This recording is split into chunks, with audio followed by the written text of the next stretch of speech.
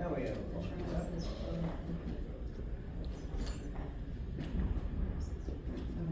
You know what we should hunt up, which would be really kind of cool, Hannah, is our name, please. Oh, did Lewis have them?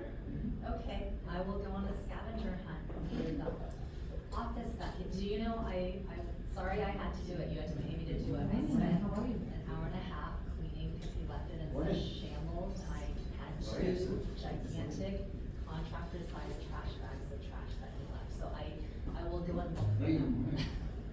Good to see you. There's no rush. We know I did not uncover them under the first clean out, but I will look specifically for them. Yeah, that's been fun. One more minute. Good one.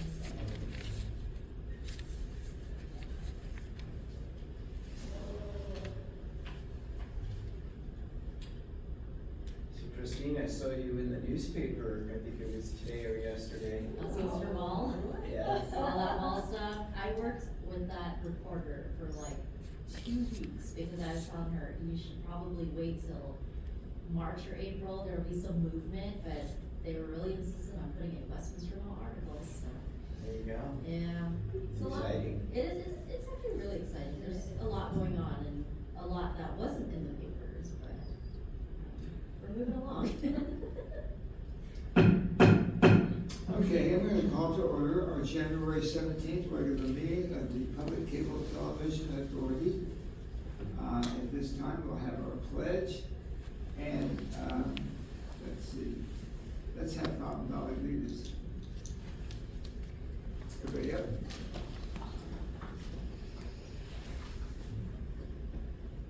Oh, I'm sorry. I pledge allegiance to the flag of the United States of America and to the republic for which it stands, one nation, under God, indivisible, with liberty and justice for all. Roll call, please. Yes. Board Member Louie? Board Member Louie? That's Teddy's. Oh, I'm so sorry. Board Member Grandis? Here. Board Member Nguyen? Yes. Board Member Warren? Yes. Vice Chair Ho? Chair Shawver? Good, thank you. It looks like Ted is here. Okay, while we're waiting for Ted to come in, we'll go ahead and see if there's any public comments. Is there anyone from the audience that would like to address the PCTA at this time? I do.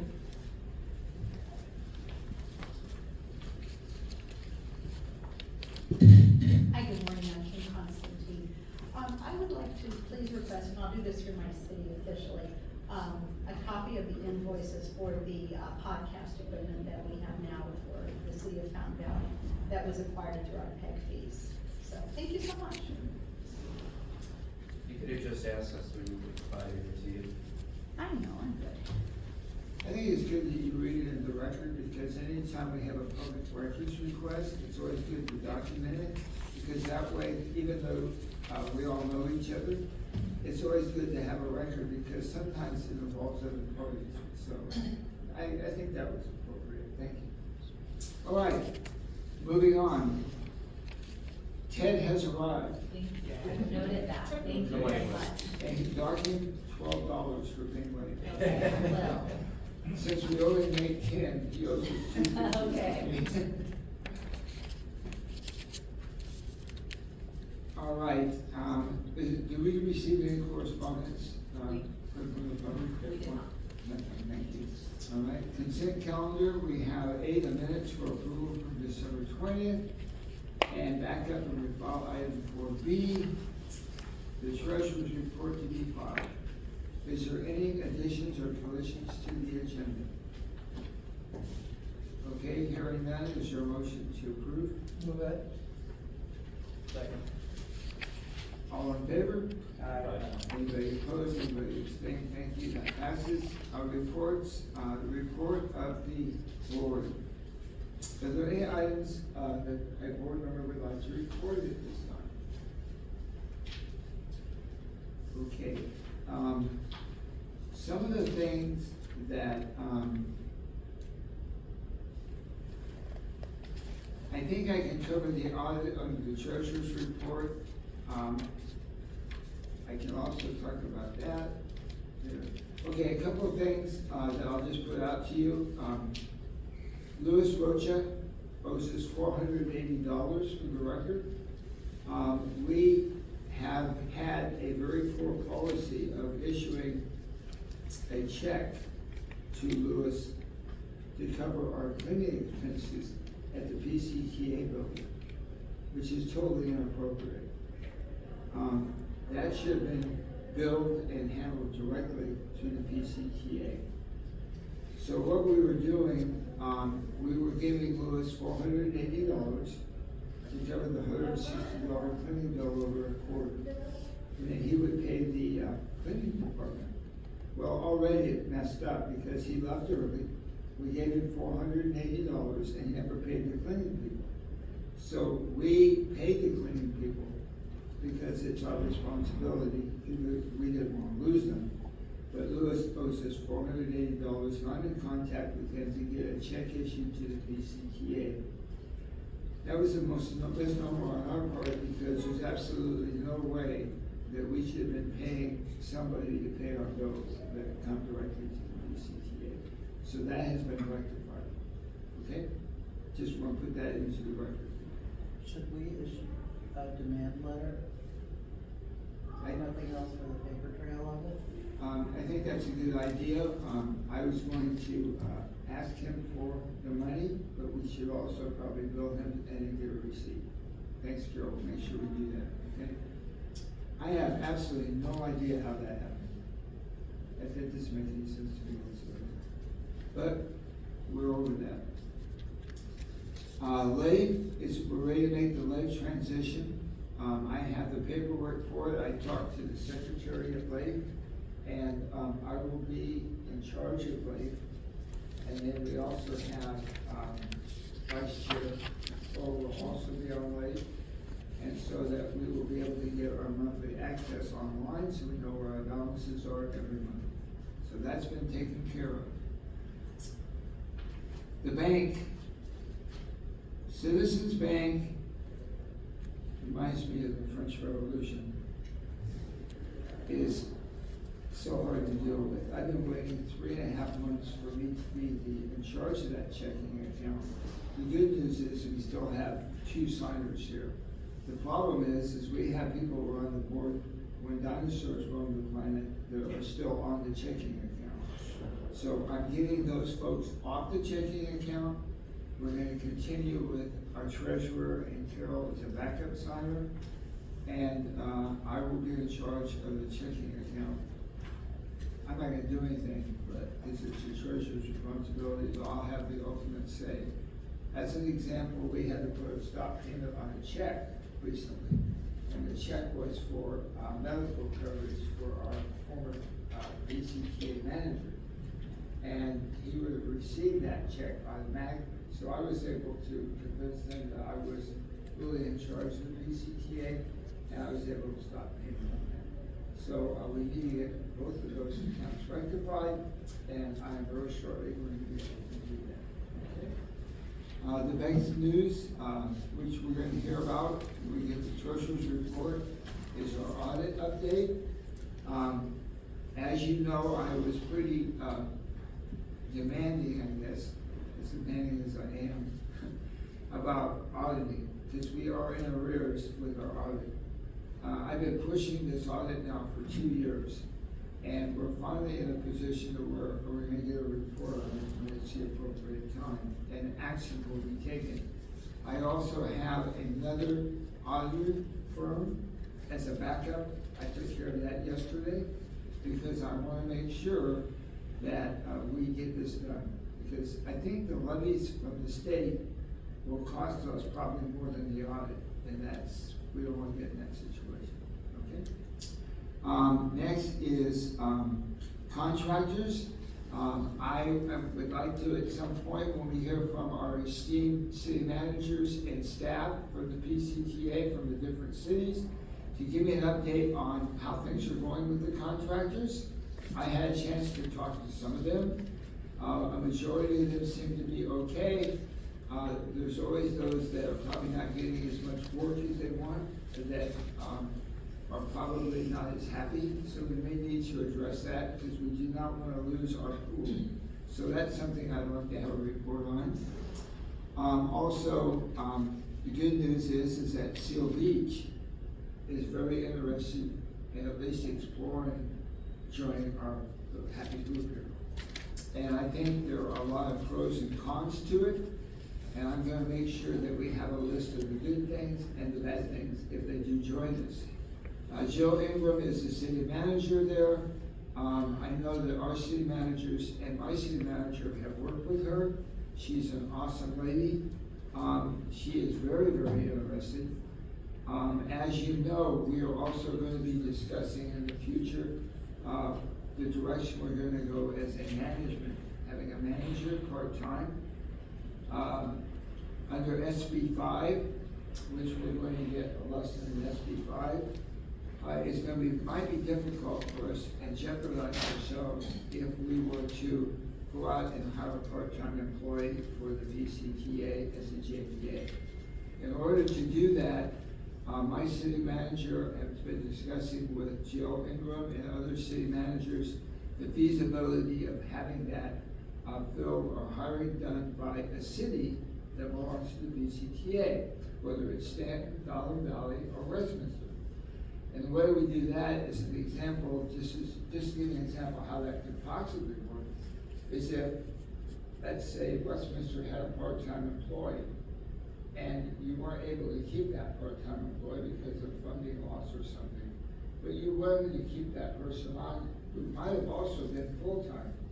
What we could do then is have that city hire part-time for the PCTA as a contract, and then also keep that employee for the city. That way, you're not losing your employee, and we're gaining an employee part-time, and we're meeting SB 5 requirements. So there's some options that we have out there. That was brought up between Jill and also my city manager, so that I would have a better understanding. We're going to have our city attorney meet with Seal Beach. We're going to have a conference. We're going to have all the city managers from each city, board members if you want. I'm going to be there. Our attorney will be there. And we're going to go over and answer all the questions that Seal Beach might have about the PCTA. Then we're going to evaluate what the pros and cons are to bring them into our organization. I am one to let you know that there's always a benefit in numbers as long as it doesn't cost the same amount. So that's some of the things that we'll be looking at that point. Office use, I am going to find out, do we really need the office in Stanton that we're paying for? Or can we downsize? Is the equipment in there something that can be stored somewhere else at no cost? And can that equipment also possibly be used by whoever needs it? I'm also very concerned about where our truck is, where is it being stored? And I know that we just spent a lot of money on maintenance on it, but I have absolutely no idea. Did we ever find the key to that? I'm not sure, but Mayor, we're delving into talking about a lot of items that are under. No, I'm just making a report as a board member. Okay. Yes, we're not taking any action. Thank you for pointing that out. So I am concerned about where the truck is, so that's something that we'll be looking at in the future also, and make sure that that's all under control.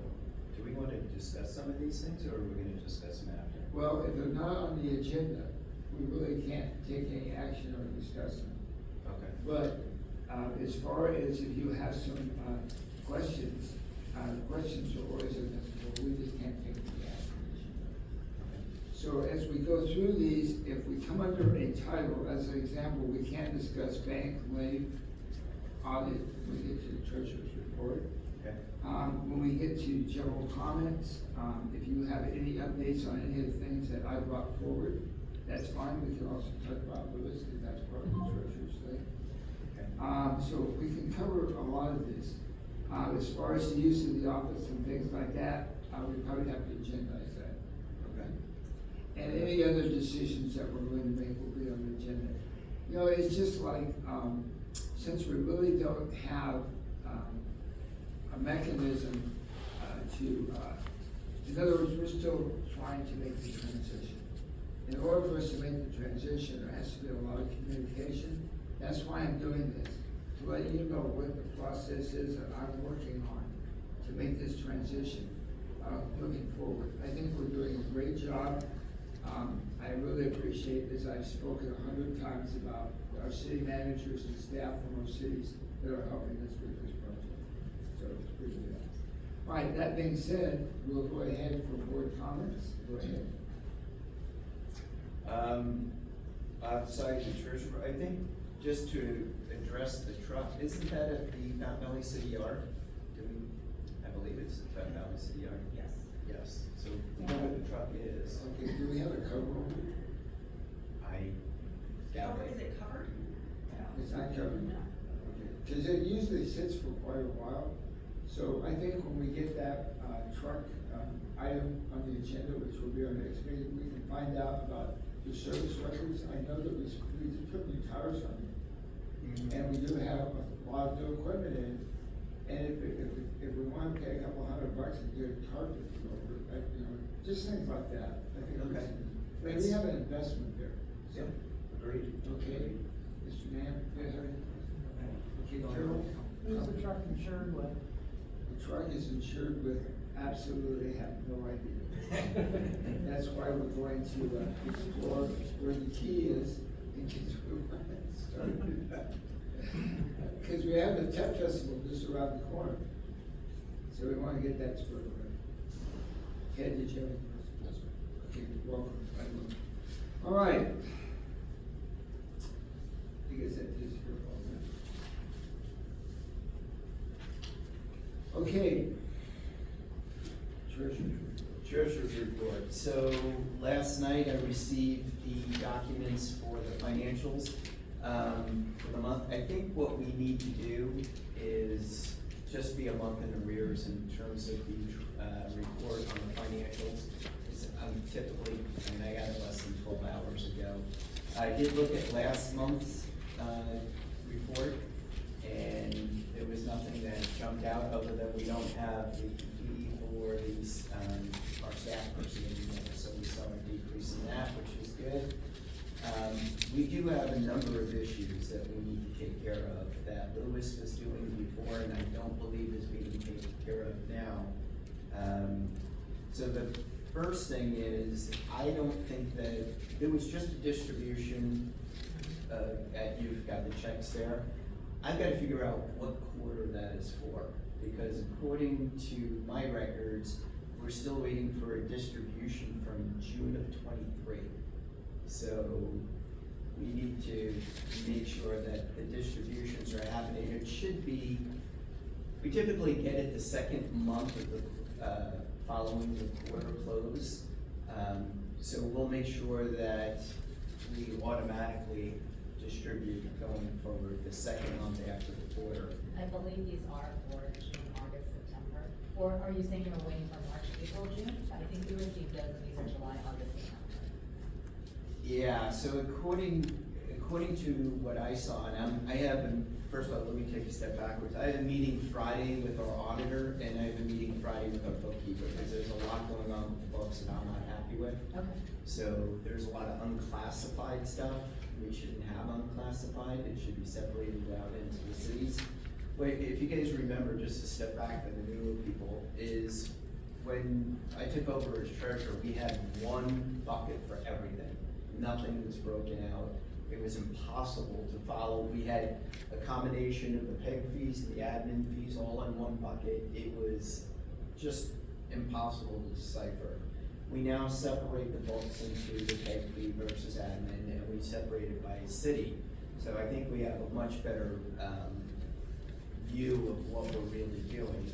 Just gotta make sure that the bookkeeper's doing it the way I want. So, that being said, I have a meeting on Friday with the bookkeeper to go through and get things cleaned up. I don't believe that the distribution for Q4 of 2022, which is June 30th, 2023, 23, that quarter, I don't believe that's been distributed yet. So I need to double check that. We may have skipped a quarter. It's not the end of the world. The money is being held, it's safe, it's secure, but it will go out to the cities. And that's the admin fee. So the admin fee, if you, for those who don't know, we have new, Ted especially is new. The admin fees are used for anything to run our organization. Typically, the admin fees come from the cable companies, so AT&T, Spectrum, Frontier, etc. It's a fee that every resident pays. Typically, our expenses are much lower, significantly lower than the money that we take in, and the excess money then goes to the general fund for each of the cities. So that's the fees, that's the money that we're talking about. The other issue that I see is that I don't believe that AT&T and DirecTV for Q1 2023 has paid us. And that's something that Lewis used to have to go and chase down and try to get the money. So we're gonna need a policy or procedure or something to make sure that we're following up to make sure we're getting the money that is owed to us. May I interject for a second? Please. If that's the case, Lewis shouldn't have been chasing that down. Our PCTA attorney should have been chasing that down. And we've had trouble with them in the past historically. And so therefore, I'm sure that our representative is well aware of that. So it's my consideration that when we get to that point, that we make sure that if we make that sort of discovery, that we actually turn our attorney loose on that and try to remedy that in the future. You know, let me just say, this is why it's good to have strength in numbers and why we do Stanton. Because if you're dealing with these providers and these carriers, and you're just a lonely little city, it's really hard. But if you have more than one city, and you belong to a larger organization, it's easier to make sure that you're being treated fairly. And so that's, again, why one of the arguments that I'm going to put forward on trying to grow what we have, to have strength in numbers. Go ahead. No, that's good info. The other issue that we're having from Frontier and Charter is we're getting just a lump sum, and they're not providing the details of the application by city. So we need to, again, follow up with them and make sure that when they're paying us, that we know how to allocate it amongst the 3 different cities. So this is something, again, I'm meeting with the bookkeeper on Friday. I'll get the contact names for each of the entities that we're receiving these funds from and make sure that, you know, we're getting the information the way we want. And as you suggest, Mayor Shawver, if they're not cooperative or we don't get what we need, then we'll get our attorney on it and demand what we need. So there you go. So that's, I talked about the admin fees. I want to talk about the PEG fees for a second. So the PEG fees are separate from the admin fees. The PEG fees must be used for broadcasting of information to our city, whether it be, it can be used for the different cable companies, it can be used how we need to see fit. That is fees that we had concern with prior to Lewis leaving, that we were in a negative situation, and we were deficit spending, but that has now been rectified, that we are no longer paying those fees out of PEG. There was question whether that really should have been PEG. Lewis did admin and he did production, so we used it out of production, you know, because of the production that he did, we took it out of the PEG fees. But going forward, we're in much better shape, and there's that. Let's see. So that is where we are in terms of the bookkeeping, in terms of the audit. So I know, Mayor Shawver, you and I spoke yesterday, and you were concerned that 2022 was not complete and 2023 was not complete. I had a conversation with the auditor yesterday, and we have a follow-up meeting on Friday. It's actually worse than that, 2021 is not complete. And that's why 2022 and 2023 are not complete, because 2021 has to be complete first.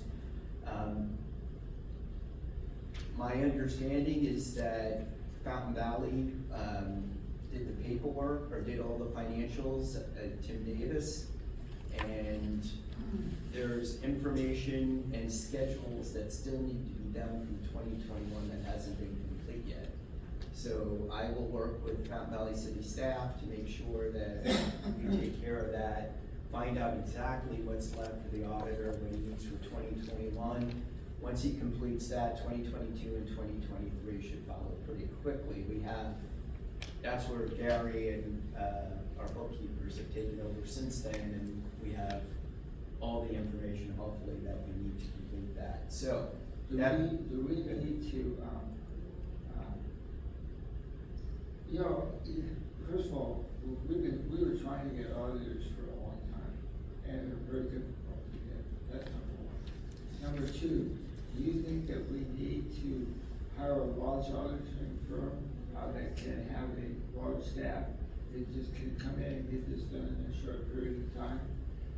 Even if we have to pay extra money, even if we have to pay extra money to our existing auditing firm, should we do it so we can get it done? I'm telling you, I am very concerned about this, as I stated at our last meeting. If we don't have the ability to get this done in a timely manner, I would recommend, if the board wants, that we come up with a solution to getting it done in a timely manner. And I would rather pay an auditing firm than I would the penalties and fines. So, tell me how you feel about that.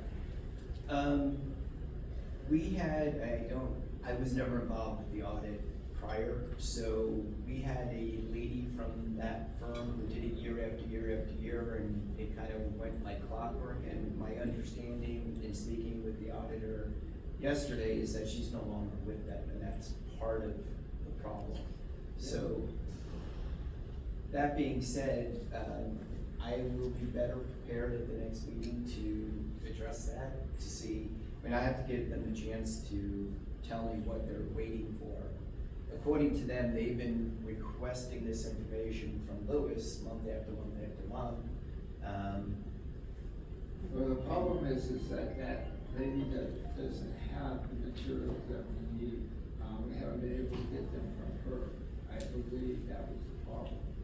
And so, that was the root of the problem. I don't know how endemic that is. I think it's something that we need to take a serious look at. Yeah, no, I don't think it's something that, I think the auditors were waiting for a schedule from Tim Davis and Fountain Valley, and Tim Davis and Fountain Valley said, we're done with this, we no longer do it. Go to the bookkeeper, and the bookkeeper said, I don't have the information from prior. So when we did this switch over, whatever schedule, let me find out what the schedules are, how difficult it is. I'll get with Maggie and with Tim Davis, see if it's something that we can produce for what they need. And then at the next meeting, if I feel that the auditors aren't, able to do it, it's not, I'll be candid, our books are not that complicated. To do an audit of our stuff is pretty simple. Maggie? If I may speak, during this transition period, if we need Tim Davis assistance, to get us back on track or some, background institution, we can do the same process as we do with city manager in regards to invoicing Yes. PCTA. So I think, it would be good for Tim with some institution knowledge back then to Right. assist us and get us to the right position. Okay. And this is really unfair to Maggie and Fountain Valley, because I just found this out late yesterday. So I haven't had a chance to even discuss it with you, so sorry, I should have talked to you first about it. I don't know, do we need a motion to allow the payment of our finance guy from Fountain Valley to help get us caught up on the audit necessary? Is Is that something we need to vote on, or we can just do it? I feel like when the board approved using city staff from the various cities, there was an asterisk to get cut out, because we didn't know who Okay. we might need, so we listed who we knew, which was kind of the city managers, the finance staff from Westminster, the city clerk from Stanton, but I think I believe there was an asterisk that said other employees at the fully burdened hourly rate, so I believe that the board did approve that broadly, so if you wanted to utilize the finance director from South Valley. Okay, I agree with that, I think that's fair. And, I don't think it's gonna be overly complicated, and I don't think it's gonna take a lot of time. I just think it hasn't been requested. You know, that's my opinion, is that nobody is, you know, if the auditor was going to Lewis and Lewis wasn't requesting it from Tim, or he wasn't getting what he needed, obviously in the last 2 years, it should have been brought up, and it wasn't. So that's where we are with this. I think we'll get caught up pretty quick, and, you guys have my commitment to take ownership of the audits and make sure that they're done. Okay, I'm okay with that. I'm not sure about the rest of the board, but I would also want you to keep in the back of your mind that, once the thrill of discovery has been made by you, I also want you to come back with a recommendation of whether we should put out an RFP for an auditing firm that can take care of 3 years of this, knowing what position we're in, and the time frame it would take for them to get it done. That way we have something to compare with. It seems like we've been going down this dead-end road too long. If our original bookkeeper doesn't have records, and then the people that are doing the auditing don't have the records, and we have no records of the records, we may need to do some forensic work. I don't believe that's gonna be the case, but if necessary, I'll bring that back. Yeah, I think we have to. We have to have a backup plan. Absolutely. Because this has been dragging on way too long, and it's jeopardizing our position with the state of California. Any other questions on the treasury report? Okay.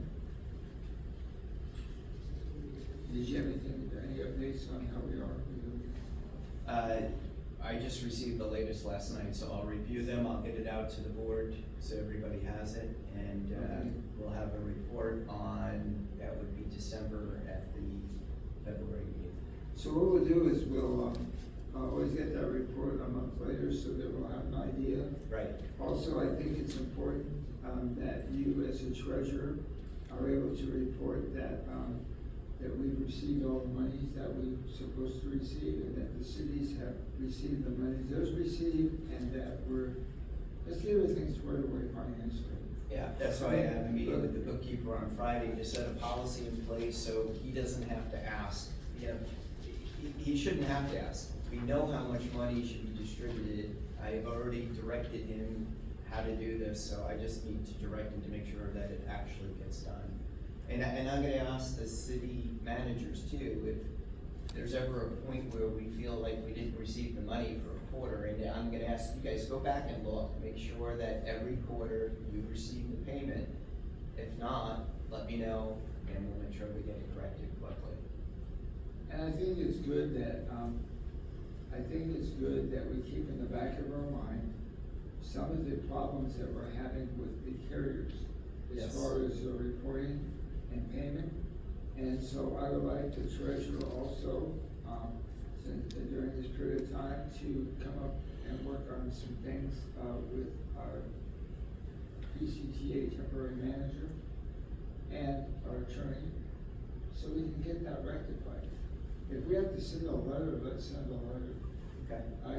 Because how can we have a true treasurer's report if we don't get the information from the people who are providing the money to this agency? And so I think it behooves our treasurer in his reporting to, work with our attorney to make sure that we need to get our professional people on board with where we are with all these things and get it squared away, so that we have a protocol and a system that protects us and the cities that are represented by the PCTA. Yeah, I think it's part of our transition issue, because this was taken care of by Lewis in the past. He went to the providers, made sure that we got paid, A, and he had to, from what I understand, track that down. And B, he would then have to go back and make sure that we had the breakdown. So in the after he left, that stopped. So now we need to make sure that that's happened. So we'll put policies in place to make sure. Are there any other, questions for the treasurer? No.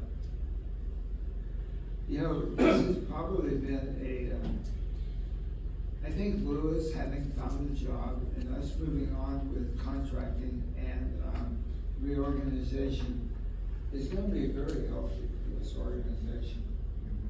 We've been kind of like just limping along, and we can't continue to do it.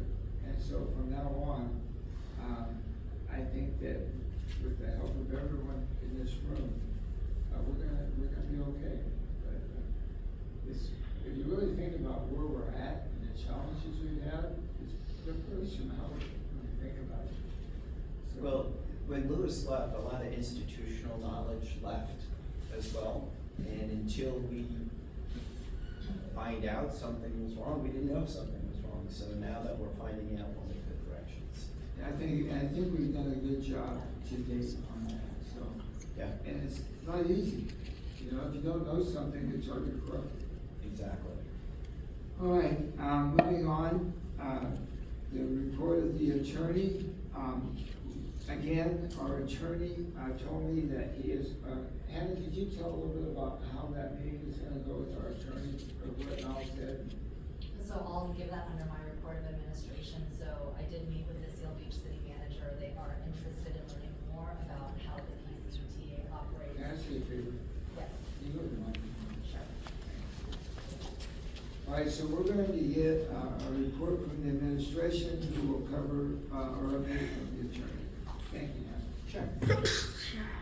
So I did meet with the city manager of Seal Beach, who was interested in learning more about how the PCTA operates and functions and what it would mean if they were to join. As the interim staff, I didn't have a lot of the information that they were looking for. So we are going to set up a meeting with the PCTA attorney.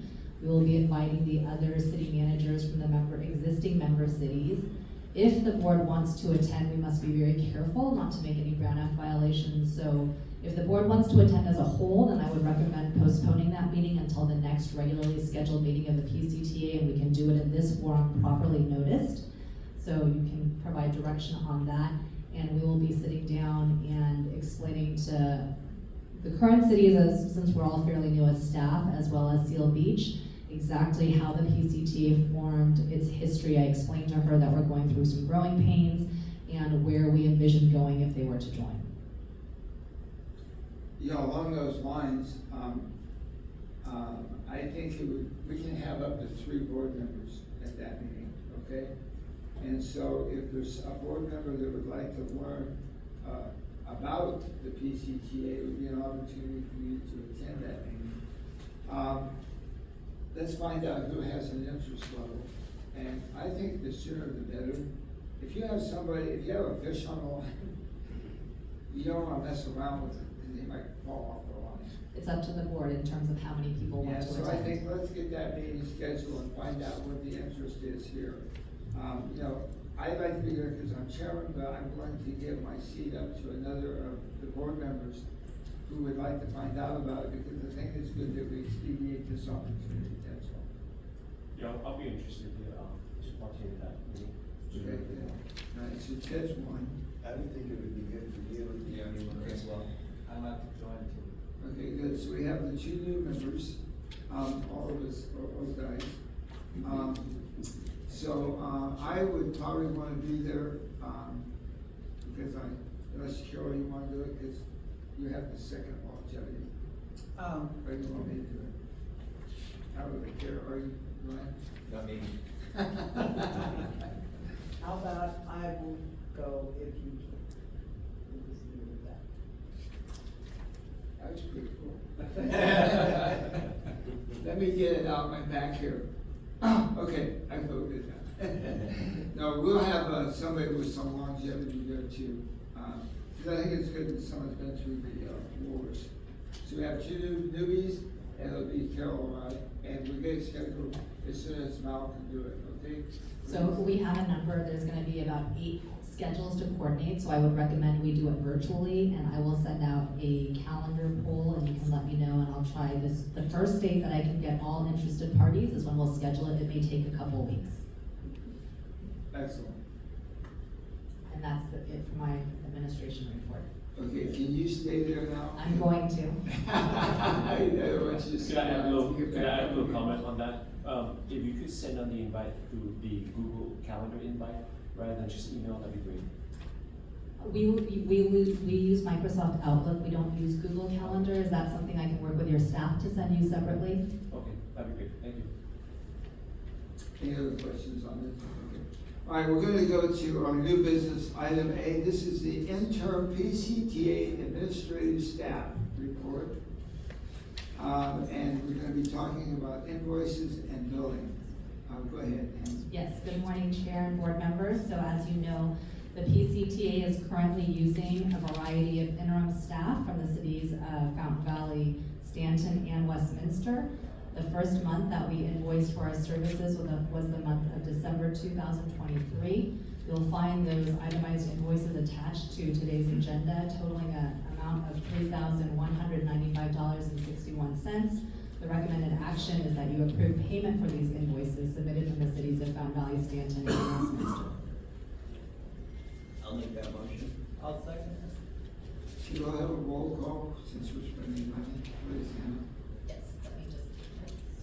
Just a comment, if it's $3,000, that's significantly less than what we were paying Lewis to get the same month. But yet we can still reduce it more if we do it the right way in the future. No question. Board Member Bowie? Aye. Board Member Grandis? Yes. Board Member Nguyen? Yes. Board Member Warren? Yes. Vice Chair Ho? Chair Shawver? Yes. Okay, while we have this subject on the interim admin, I think under this topic, we can at least get some input on what you and I discussed yesterday on some of the SB 5 and some of the options we might have. If you would please do that, I'd appreciate it for everybody. So Chair, I have that listed under new business item E as part of this. Okay, good. I thought I saw it here somewhere. Yes. Okay. All right, we'll move on. Is there anyone from the audience who would like to comment on new business item A? Okay, if not, we'll move on to item B. This is a PCTA lease of the Dotson Park facility. Yes, Chair and board members, as you know, last year, the PCTA was searching for a new facility as they moved out of Fountain Valley facilities. At that time, the PCTA and the city of Stanton entered into a lease agreement beginning January 1st, 2023 for an amount of $1,200 a month. So the information about the facility is it's approximately 1,080 square feet. The lease amount includes electricity and water costs, and the original lease included an automatic CPI increase if the lease were to be extended an additional year, which would bring the current monthly payments to $1,233.60. We are seeking direction from the board to either identify a new location for storage of PCTA equipment or to extend the lease for another year or on a month-to-month basis. Hannah, are we using any of the equipment that's being stored there? Yes. And who's using it? This is one of the pieces where it's difficult because Lewis left, so there's a number of machines and servers that are on and running. I don't think any of your city manager's staff understand technically what they're doing. We know we're not supposed to turn them off, but I couldn't tell you what each of them does. So there's a couple machines and servers that are on and running. There's an air conditioning unit that's on and running, and then there's a ton of equipment that's not being actively used. It looks like microphones, camera type equipment. I'm not familiar enough with the equipment to describe it, but there's a lot of equipment. Okay, that being said, I have been giving this some thought, and I'm going to share this with you. I think that we should bring in someone with some expertise and do we do have an inventory of what we own, but I have an inventory of what's in there and what it does. If we're just having a room to run our hub, we can do that anywhere. We used to have it here in Stanton, to be honest with you, it's in the back room here. I'm not saying to do it here. Also, it'd be interesting to see if any of our city people have a IT or technical person that understands what's going on over there. But to just have a room that we're paying $1,200 a month for, it's just storing equipment and has maybe 2 hubs that we have no idea if they went down how to fix them. I think it's something that I would appreciate having a professional come in, telling us what's going on, give us an evaluation. We can take all that equipment and we can run a storage bin for, a couple $100 a month if we have to store the stuff. And then we can have it check in and out, or we can come up with something different. I'm not sure why we need it, because our offices now are gonna be rotating to where each city is taking on some admin responsibilities, and we are gonna hire a part-time admin person. So whether we wanna put that part-time admin person back in there or not, I don't know. I'm sure that they have to have an office somewhere. It might be within the city that we subcontract with, I don't know. But right now, I think it's scary that we're running a PCT out of an office that has absolutely nobody in it, with equipment that we really don't know if it's even useful or not, and with a system that if it breaks down, our whole system is going to crash. I hope that's not the case. But it is, because I've had it go down. And it takes down all 3 cities? Yeah. Wow. Well, that just depends on, see, when they put it in the new system, I'm not real familiar with what it costs in effect. I think we need to find. Yeah, no, agreed. Can we potentially have we have expertise, we have Danny, we have others. I think that if we just ask them to do that, they would go in and let us know what's what. I think that if it's truly just equipment that needs to run, I assume there's been no personnel in there, right? There's no There's no personnel. editors, there's no No. anybody doing any type of work. No. We have a lot of equipment in there that can be used for that, that's not used for that. No, I don't believe there's any editing equipment in there. The PCTA, you do annual subscriptions and you allow access to all of your contractors. So the editing equipment, they're using out of their own locations and accessing the bundled software. So I think if Lewis was actually doing editing jobs there, he was the only one who was using the equipment. I think is for when they do big events and they come in and check it out to use it for a one-time special event, and then they return it. So I think it's just the servers that are establishing the connection between each of the cities and their cable channel. I think that's running, but there's no actual editing equipment there. Okay, well, I guess that's why we need somebody to Yes. go in and really make Yes. sure that if it's something that is just server related, I think there's 2 options that we can look at as well as putting it in one of the cities. Is we could find a co-location facility that is used, that's industry standard. You rent a rack at a co-lo facility that you could put the computer equipment into and run it from there. It's what they call a dark service, meaning that nobody has to be there, right? It's just you, if something goes down or there's an issue, then somebody would attend, or go in and do that. Or what could be even better is that if this is something that's truly just a software as a service type product, and I don't know that we put it up in the cloud, and that we don't own any equipment, and we just lease the equipment in the cloud.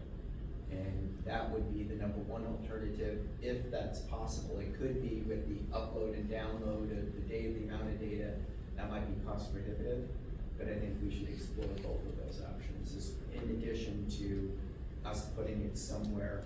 I don't know if the different cities have a data center at Westminster is saying yes. I think Stanton's no. Mountain Valley, I'm not sure. Over at the police department, if we have a rack, I'm sure we have a rack of equipment there. So we could just co-lo it in one of our data data centers as well, that would be the best place, I would think. We used to store it here, we had rack storage here, we were working way back. But it, yeah, but it can't be just like a closet, it has to be a data center. That's what we had here. Okay, Stanton should, I thought it was shaking. No, we had here. Oh, gotcha. And, it worked out really well. Okay. I think the other thing that's important is that it takes a long time to, if you're dealing with companies like Spectrum, to get them to put in a new one. And so, it's gonna be a matter of whatever decision we make, is we gotta make sure that the transition of location is smooth. Otherwise, we'll be in big trouble as we go through that. I could be wrong, I don't think it's Spectrum, but I think. No, I'm set like Spectrum. I think Time Warner should be good. Oh, We Time did Warner. need to do special cabling because we were using a facility, but if you co-located at an existing city, I'm sure each of those locations already have the necessary cabling. Yeah. It was just because we were going to a facility that was not traditionally used in that capacity. Right. No, we did buy some new equipment for Bruce before he left, so I'd like to make sure that if it's something that we can use, I'm not sure if there was an editing suite that we buy, but I know we got a new, printer, I think, and a couple other, Yeah, I think there's editing equipment there. I know you say that we don't do editing, I'm pretty sure there is, 'cause you're right, he just bought that, we bought him new stuff. Yeah, it was really good stuff too. Yeah. Anyway, let's get somebody in there that's professional. If we paid him hourly to come in and give us a report, I think it'd be well worth the money we spend. Okay, so if I can state maybe the recommended action based upon the board's direction, I would say you're directing staff to extend the lease on a month-to-month basis, since we are already past the lease termination from 2023, and it would be paid at the new rate of $1,233.60.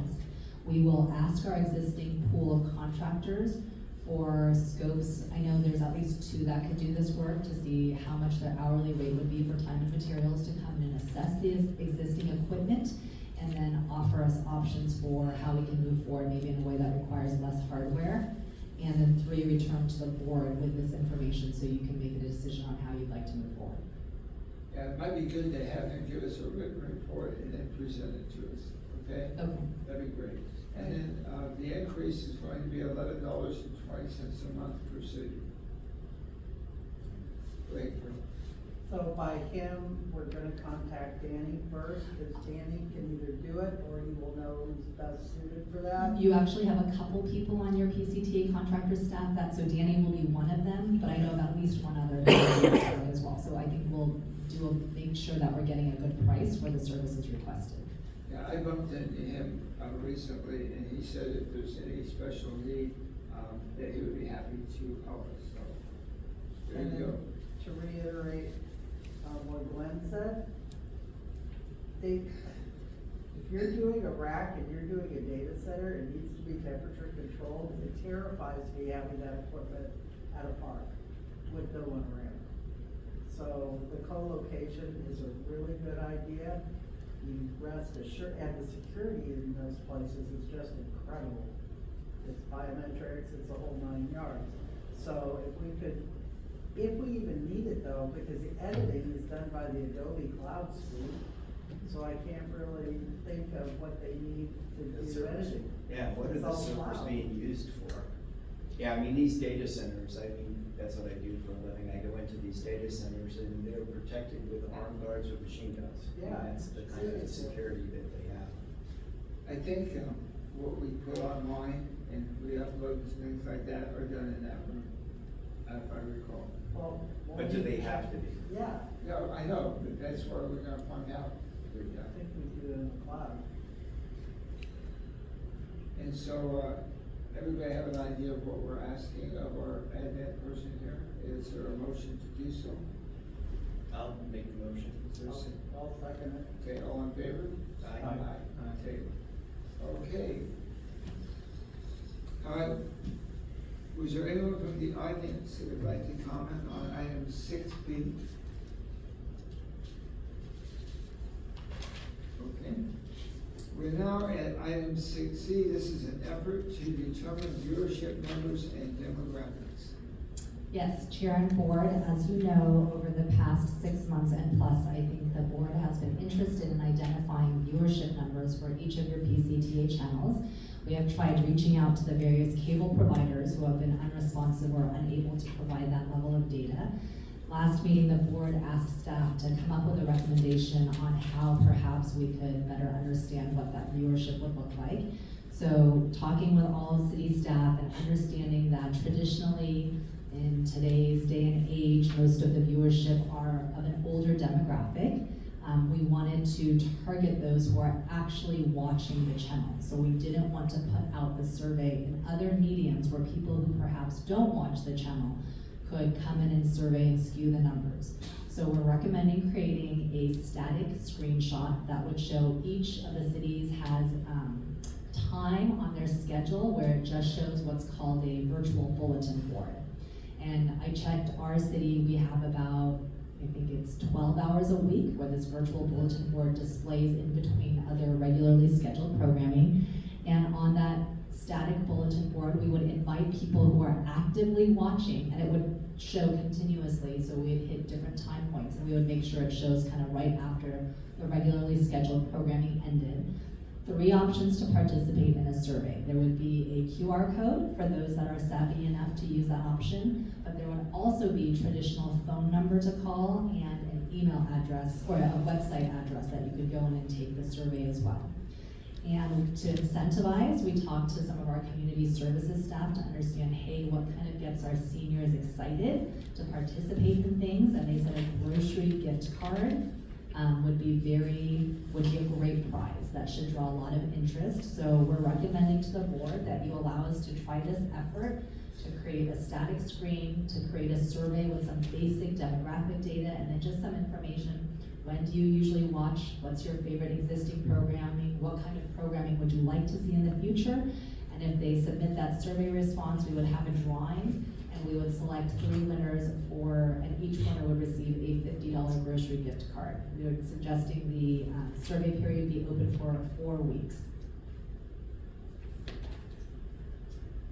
Okay, I think we made this a very important thing that we want to do. I know that Westminster really wants to do it.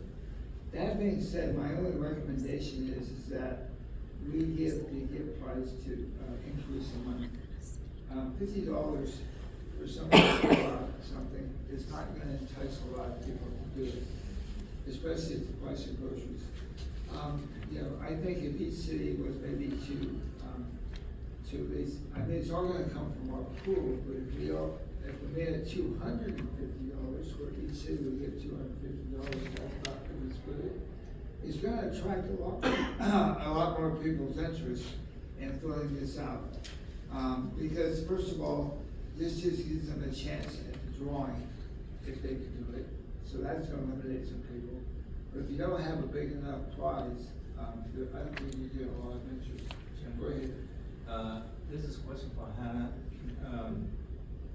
It's a very nice idea that you come up with this kind of attraction that people are going to participate. But the thing is, how many gift cards that we're going to give out? We were only proposing 3. Only 3 is like $150. Yes. And I'm fine if the board wants to increase the amount, but I'll tell you, I can't speak for other cities, but our staff said even a $25 grocery gift card would be a huge incentive for our seniors. So maybe our seniors are easy, maybe, but we're happy to increase the amount, or if you want to use that greater amount and give out more gift cards, so there's more incentive because people feel like, wow, they're giving out 10 $50 gift cards, I have a good chance of winning. So either way, we're happy to take that direction. I would say I would rather do $10, $50 gift cards. The reason being, you don't want the prize to be too high, that it starts getting shared in different ways so that they're trying to win it. It can't be too good a prize, because then, they're gonna say, they're gonna tell their friends just to submit. Right. That would be the thing. One other quick suggestion. I like the idea of doing it during the tiles, but most people turn that off when the tiles are going. I don't think people people are really tuning in to watch the tiles.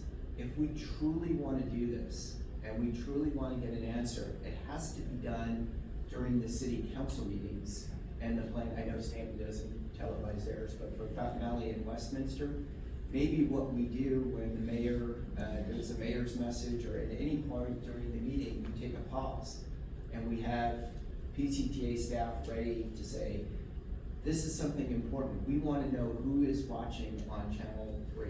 If you're watching on Channel 3 and then Danny or whoever superimposes something on the screen at that point, then we're capturing who's really watching. And then it could, when some people watch on Saturday mornings during the replays of it, it will be built in right there.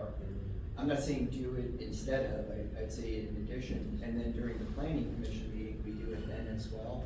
Because that's really a majority of the time when people are watching.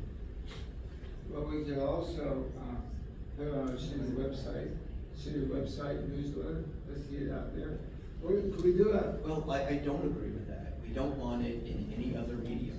Because we don't want somebody who's looking at the website to try and win a contest. So it can only be on How Channel. about adding a QR code? So I think we want to be really careful, because I think one of the data points that we're really trying to understand is, like, we're putting all this effort, energy into the PCTA, and we're really trying to understand the audience that we're impacting. And I think if you put it in the newsletter, it won't be valid data at that point. And I wouldn't use it to base any, or you could use it, but I would assume up to 90% of that could be inflated. The city manager of Westminster did bring up, they use their cable recording of their council meeting to repost on YouTube. And so again, we don't want to skew that, because that's a different medium. So they suggested we ask PCTA to create something inserted only into the cable broadcast. So if the mayor, we wouldn't want the mayor to say it, because that's gonna then be shown on YouTube, potentially Facebook if somebody clips it. But we can work with our producers for each of the cities to determine the best way to get something that will only be viewable to those who are actually watching on Channel 3. One of the questions you want on there, do you watch PCTA? I mean, Well, in other only the words, I people think who that watch we should have a PCTA. question within their response, so that we just follow and answer them. I mean, if you wanted to involve other mediums for this, you could put that question in, so that they can either check yes or no. I mean, I think it's good to find out also who's not using it. I mean, it's just another mechanism. I just go by it. I don't know about the other cities, but I know when Stanton recently did a community survey after COVID, we asked what were the top communication channels. And so in that manner, we knew kind of what our other mediums were and who wasn't watching. So I think it just depends on what data the board is trying to collect. And you just have to be very clear about what you're going to collect based on what strategy you use. And it shouldn't be conflated. And that's it. And so whatever the board desires, staff is happy to do. We just want to make it very clear what our goal is and who we're targeting. Okay, that being said, each city knows how to collect within their own community.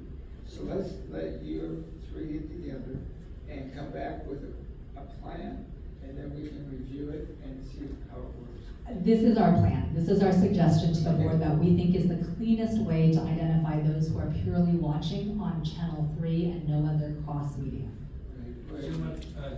Dave, I think Hannah's idea is a good idea, because right now we only want to get the viewership from the one that who watch Channel 3. So we shouldn't put it out there on newsletters or YouTube. They're going to come back and just keep it local and give us a proposal, and then we're going to approve it as a proposal. Okay. Actually, I think we have enough to do a proposal and approve today. So Right. I think it should be up to each city. So, because Westminster has unique needs that Fountain Valley doesn't have the issue, and Stanton has way different because you don't even.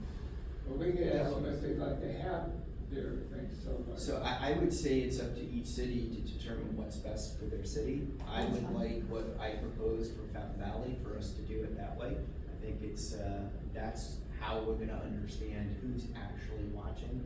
I know it's difficult for Stanton because you don't televise it. In Westminster, you have you could just superimpose it because you have other issues that we don't. So I would say the city managers know best on how to do it for each individual city, and I think we should improve the overall approach. And then to address Chair Shawver's concern, after we do this initial survey to really try and target in, we can absolutely do a broader survey in all of those other mediums and see what the difference is. That's a good thing to do. We have a comparison. So I have a question, so this will solve, our treasurer Landgraf's suggestion, and see what's necessary. What about Stanton? Because like you said, you know. We're gonna find out if there's any interest at I all. wanna find out, Yeah. how you solve. I mean, I'll be honest with you, we televise our city council meetings. I mean, we put it on Zoom, and we have one person watching. So we need to find out more definitively what interest is out there. I think the other good point is that, we have to start somewhere. And I think this is a good thing, because we're not gonna get any help from the providers. You know, they won't give us that information as we go through it. I have a question. Sure. Since, who's taking care of PCTA's website and updating it? Actually, believe it or not, we discovered PCTA.gov, or we have that we found out that belongs to us, right? Yeah, we do have a domain. Nobody is actively managing the website, and right now the city of Fountain Valley has volunteered to be our posting resource. So nobody is actively, that's one of the job responsibilities we listed under item E, that a permanent part-time staff member would be responsible for managing and maintaining the website, as well as PCTA also has a couple social media accounts. So we have that covered. Hello, must be trouble.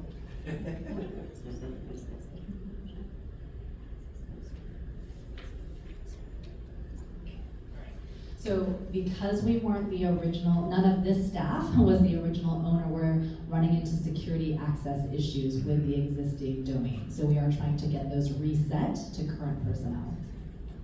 Our domain got held hostage by the last web. So going through my rabbit hole of all the access points for logins, et cetera, I was able to get a list through Hannah from Lewis of a good number of logins. We actually do not have all the logins, so like I don't have the LinkedIn login and other social media accounts, but what we're running into, or what I've been running into as I'm trying to log things in, is that it's asking for, security access. It's asking to confirm with a cell phone that probably doesn't exist anymore, or an email that doesn't exist anymore. That also includes the website, the domain name where that's housed. So as I'm trying to go through and make these phone calls to, to these companies, to let them know that, that Lewis is not around anymore, it is a little problematic. So there may be a point where we're gonna have to abandon some of these services and restart. But that's something I've been trying to work on for the last month or so with all the logins that we have. We're still working on it. LinkedIn and Facebook we run into this a lot with companies that we work with. They have a process for you to regain control. So, read through all their help stuff and it's in there. I think right now when it comes to trying to rebrand, because everything was under Lewis's. So for example, we're trying to figure out Lewis's access, which his email was like at PCTA, whatever that was. Just trying to gain, access to that domain name. It just may not be, like, we may just have to restart with certain, certain things, creating a brand new email for us that's not under PCTA.tv, because I can't figure out for the life of me how to access that, that back end for, to create a new PCTA email for us, or to even, make edits on the website, et cetera. And it's actually listed as a, it's actually listed as a private domain, so I'm not able to figure out the company that's currently hosting it, and it's been a bit of a mess. So I would say, with this, board's blessing, maybe we recreate just a brand new Gmail at this point, or PCTA at wherever, just so I can just kind of restart and use use a new email, use a new phone number, and see what we can do to resolve some of these issues. What's the purpose of us even having a PCTA website? What kind of information do we include on there? Well, so the current website has nothing on it. It just basically says coming soon, which it never came. And so having a PCTA website would, would normally have like our board information, our meeting information. That's where all our minutes, agendas would be housed. There would probably be like an embedded screen in there as far as what's playing on on the broadcast channel, right? You can embed what's currently playing on PCTA on the different channels. It's just an easy way to get to PCTA, a universal way of getting to PCTA as opposed to going to a particular city's website, right? So that would be the benefit of it. All the social media accounts would be linked there as well. It would just have all the information of what PCTA truly is. We can also put our production on for people to view. And that's usually something that's embedded, so, on the website, but as of right now, we have nothing. For example, Seal Beach, it'd be nice if they could go to a website and see the types of programming we offer. Look at what we've done for Huntington Beach, look what we've done for Fountain Valley, look what we've done for Westminster. And then also, if we do get our email, we control that now, right? I have access to the email if I go to the facility because it was not purchased as a multi-location email. I tried to get it on my computer here, but the subscription that we purchased, so somebody has to physically go to that machine to log into his email. So I can't do that regularly. I try and go once every 2 to 3 weeks. So I think we're caught up on everything, but that's the best we can do right now. Well, I think it's good that we have an email with the PCTA on it, because that way, if we do send out emails, it will have that logo on it.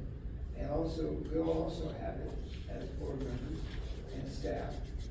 So if you could maybe figure that out and bring it back to us, that'd be great. I agree with Fountain Valley, I think we should just start from scratch. Get a new domain name, emails to it, be a real company. Yeah. So we're going a little bit off topic from item C. We can take direction to prepare this for a future agenda item so we can discuss in more detail. But if I could get direction, I believe, let me rephrase what I think I'm hearing for item C, which was efforts to determine viewership numbers and demographics. I believe the motion made was that so that you received staff's recommendation, and to some extent, each of the cities will use some form of that, but in addition, each city will be able to customize how they provide that survey information based on their unique needs. And then we'll all understand that we're collecting data differently, so we cannot really pool that data. So we'll hopefully be able to capture, okay, the city of Westminster's data looks like this, and as a reminder, here's how they collected it. The city of Fountain Valley's data looks like this, and here's how they collected it, and so on for Stanton as well. So that, I believe that's what I'm hearing from the board. And we could probably get away with adding on to that in order to make that, in order to do all that, it would be good for us to own our own website and our own email. I don't think we'll have time to do all of that if you want to get this survey out quickly. It will take us a while. No, I'm just saying, I'm putting that out as a trailer bill. You can do that whenever you want. I will agendize that for a future agenda. And let me make one additional amendment to that, which is that you wanted to increase the number of prizes from 3 $50 gift cards to 10, I believe. I think 10's perfect. What do you think? Okay. I'll make that motion. I'm sorry, who seconded? I second. Okay, roll call, please.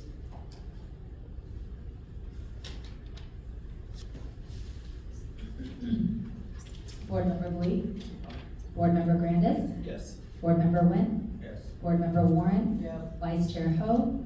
Chair Shawver? Yes, and is there anyone from the public that would like to speak on this item? Yes. Kim, come on up, you're up. Thank you.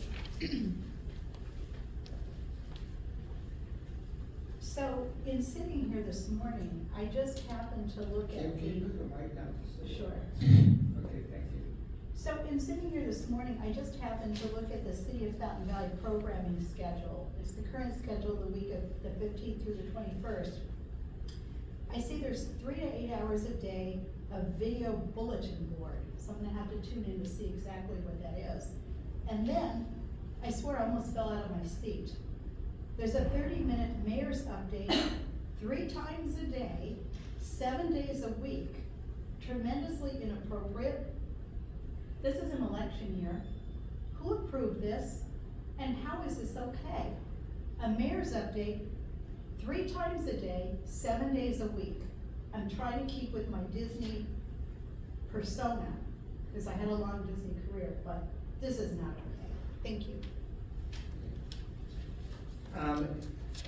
In response to that, anytime that we have a concern with our programming, whether it's any of our cities or the PCTA, we usually send that concern to our attorney. There is laws that regulate campaigning. There's also laws that regulate programming. And there's also standards that we have established ourselves. That being said, Hannah, if you could maybe get together with with Kim and find out again what her concern is, and then we'll channel that to the right staff member. I'm very clear on what your concern is, and I'll follow up with the attorney. Thank you. Okay, perfect, thank you. All right,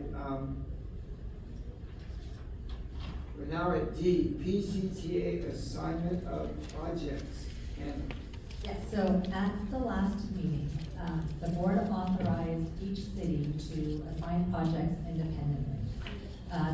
The chair touched on this in that he spoke with some of the current contractors, and although some of them expressed satisfaction with how things are currently running, I have heard some feedback that wasn't as positive, so I'll share a little bit of that in a little bit.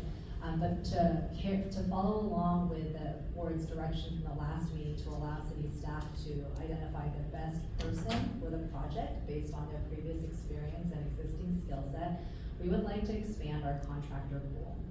So we would like to issue an RFQ for a variety of services, from editing to production to interviewing, or somebody who has a specialty in certain types of events. And we would like to have basically an on-call list of contractors available to city staff. We have such a small pool right now, sometimes we run into conflicts because one city wants to have something on the same day as somebody else, and we can't, and we have to negotiate. That's how small our pool is, when there's only 2 events potentially. And we also, I don't think the board has refreshed that list in 10 years. And so I've also received comments that their rates that they're being paid have not been updated in 10 years, and they would like to have an opportunity to submit updated rates. So we'd like to do this RFQ. It would be open to anybody. Of course, we would personally invite all of our existing contractors, but as well as make it open to any other individuals who may be interested. And then it's an RFQ, so nobody is selected, pre-selected, or nobody is vetted out. And then this would be available for any of the cities to review and call upon, depending on what events they have coming up. we, if I recall, mid-year, last year, we did a great increase on our pay scale for positions, and I think one of them was for editing, if I recall. So we'll have to go back and look at that, maybe that, so they sent me their rate sheet that they're being paid based off of, and unless somebody tweaked the dates, it was from 10 years ago, so I wonder if that was ever implemented. So I would have to go back and see that action, the minutes, and then determine if there was a change in pay increases, or pay rates. I think it was September, but we had a chart. It was a chart. It had all the various positions. It had what they were making, what the average was, that we had a comparison, so we had a comp study on that. And then we came up with a recommendation of where we were, and we made those adjustments as a board. So I wonder if it wasn't implemented across the board, because 2 people sent me emails about this, And one said they found out from another contractor that that contractor was being paid more than them, and they didn't know why since they were supposed to be. So I think there may have been miscommunication and misinterpretation if the board directed that, because there's definitely an issue. So I will try and go back and look at I it. think some of that had to be, I think the classification as working for us, some of them had duality, some of them, had, certain skills. And so I think if we could get that chart, it's very definitive on why we gave those raises to certain individuals.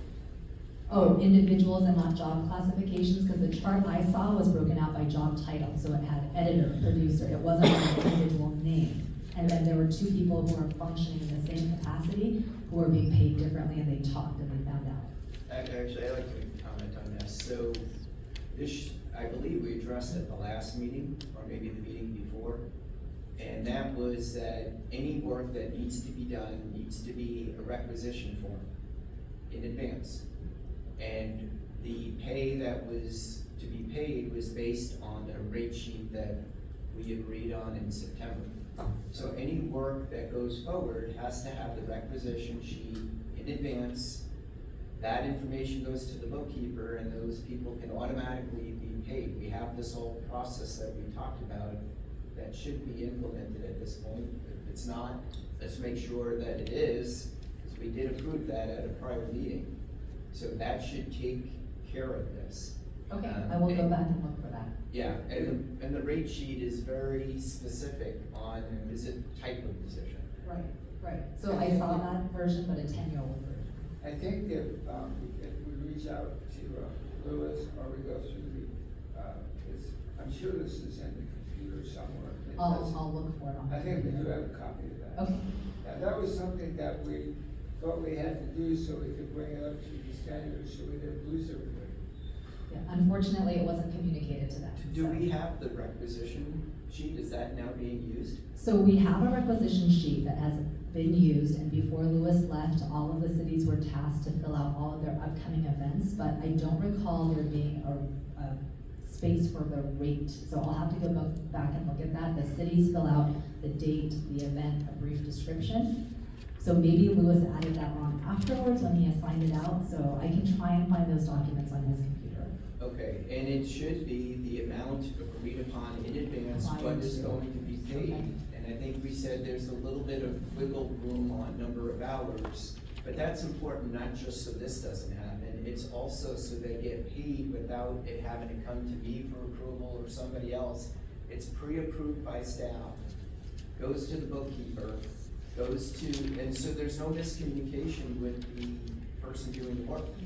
If they are gonna get paid for 3 to 5 hour or whatever it is at this rate, there's no question. And that now, the way you're describing that makes sense about some of the payroll issues we had when we transitioned, because that's not how we understood it, so they were like, why aren't I getting paid right away? So that, and Westminster confirmed who's been doing the requisition forms, there's no place on that existing form for us to fill out, so Lewis must have been doing that on the back end. So I will go try and see if I can find some A documents. new requisition form was supposed to be Yes, created. yes, so I will, let me go and look and see if I can find anything, and if not, we can work on creating one. And you know, the city manager's in agreement, this is the best way to move forward? We would still like the opportunity to view the invoice, even if we pre-approve, because sometimes they come back with more or less hours than they've estimated, so we would still like one more check, but I think we all agree we like the pre-approval, so we have an idea of how much it's going to cost. Well, the process should be that if it doesn't match, the bookkeeper submits it back for approval to who needs to approve it. But as an example, somebody could say, I'm gonna come out to your Halloween festival, and I'm gonna be there for 6 hours, and then we as staff are there that day, and we notice, oh, they were only here for 3, because they said they had to run off to another meeting, but now if we pre-approved it, we would never have a chance to say, actually, they didn't stay the whole time, don't pay them 6 hours worth. So we would still like, I think for just that check and balance, we would still like one opportunity to confirm that the services proposed or estimated actually were provided. That makes sense, okay, I'm good with that. One of the things that we're trying to do on that was we're going to figure out what the average cost is for a certain production. And then we would have a set figure on that. Then, you know, if we do that, we could consider no more than or whatever in the contractual agreement. The thing is that, I think once we begin to get the, RFQs and we begin to get the results of the billing, we can scrutinize that and it'll give us an idea of, maybe a document that has for this event, it should be this event, it should be that. And that way we'll have better control over what we're spending for our different productions. So, I think that we all are on the same page. We support the RFQ, process. We also, wanna update our on-call list with the contractors. And of course, we know that we're doing this, each city's doing its own.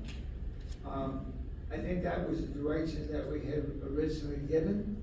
So this is just now, again, re-emphasizing that by taking a vote that's going to authorize staff to proceed with preparing and issuing RFQs. That RFQ can have as much detail as, our staff deems necessary. And then also direct staff to return with the results of the RFQ at a future meeting. So basically, we're giving you the ability to develop it, bring it back, and we approve it. I think one of the things that you might want to add to this program is, once we do this, what kind of information we're going to be able to get off of it, and how we're going to accumulate its benefits. And just to clarify, so recommended action was to direct staff to prepare and issue, but I think I'm hearing before we issue, the board would like to see the RFQ.